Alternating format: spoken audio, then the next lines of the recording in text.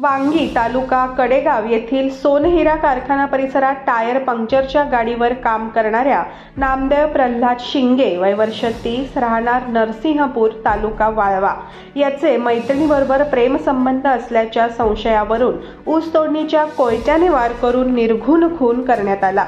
या प्रकरणी संशयित अक्षय विष्णू शिंदे राहणार कराड जिल्हा सातारा याला चिंचणी वांगी पोलिसांनी अटक केली आहे।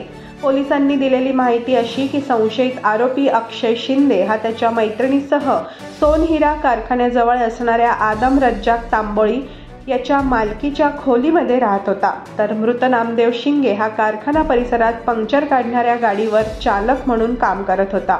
नामदेव शिंगे याचे आपल्या मैत्रिणीबरोबर प्रेमसंबंध असल्याचा अक्षय शिंदे याला संशय होता, त्यामुळे त्याचा नामदेववर राग होता। त्यातून त्याने गुरुवारी रात्री 11:30 वाजता नामदेव याच्या तोंडावर गळ्यावर कोयत्याने वार करून त्याला गंभीर जखमी केले।